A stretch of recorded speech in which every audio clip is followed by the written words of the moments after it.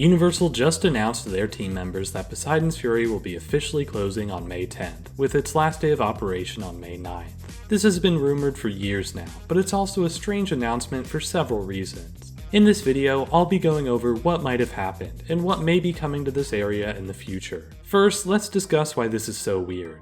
As I said, this ride's closure has been rumored for quite some time now. In fact, for much of the pandemic, this ride was closed entirely.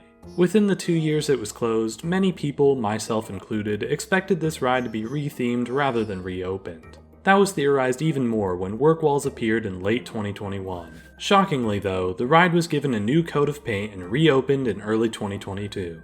With that done, it seemed clear that this ride would be left open for at least another few years. But now, here we are a little over a year later with the news of its permanent closure. So, why? Why did the ride reopen at all? Why is it closing now? There's a lot of speculation on what happened, and I have some theories myself. It might be possible that Universal wanted to reopen the ride to gauge guest interest in the attraction. Maybe the 2022 season proved the ride was unpopular regardless of the refurb, and the costs of operating the ride outweighed the benefits. It's also possible that Universal repainted the exterior facade so it could be used in the future for a new attraction, but I'll admit I'm a bit hesitant on that theory. Honestly, one of my prevailing theories is that Universal just didn't know what their plans were for the area.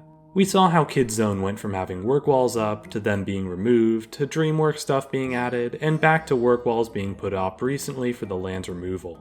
It's not out of the question that plans kept changing for Poseidon's Fury, and now they have an idea of what to do in the future. Really though, it doesn't matter as much what happened, but more so what could possibly come next.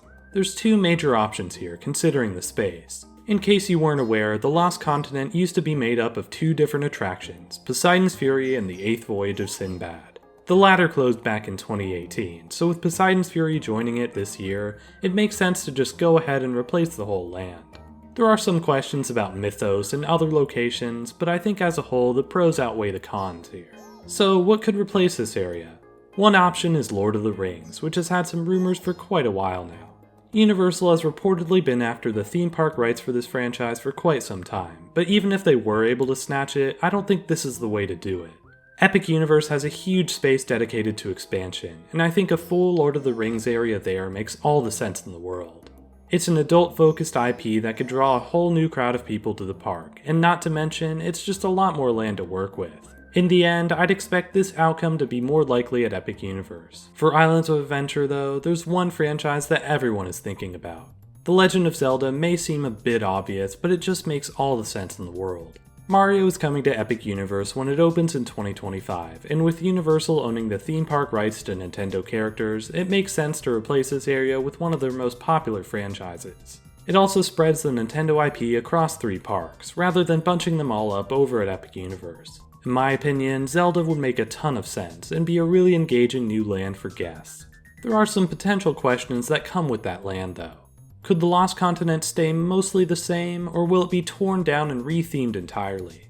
Honestly, I feel like it might be torn down, although I wouldn't be surprised if they kept the core buildings of this land intact. I just think the theming of this land doesn't match Hyrule as much as some people think it does. And really, I don't see the reason not to go all out with a Zelda-themed land. Maybe it won't be anything huge, but I think if they're going for a Nintendo IP, they have to go big. All that said, I wouldn't expect this expansion anytime soon. We have the new Minions Land opening at Universal Studios later this year, and the refreshed Kids Zone likely arriving sometime in 2024. Then, of course, with Epic Universe opening in 2025, it seems that Universal has plenty of attractions opening in the next few years. While they haven't quite been following the one ride per year rule as closely as before, I still think they'd like to follow that mantra if they can. So if I had to guess, I'd predict a new Legend of Zelda themed land will open at Islands of Adventure in 2026. Or Poseidon's Fury will somehow reopen again next year. Who knows? For more on Islands of Adventure, check out my tier list of every single ride, including Poseidon's Fury. Thanks so much for watching, and I'll see you all next time.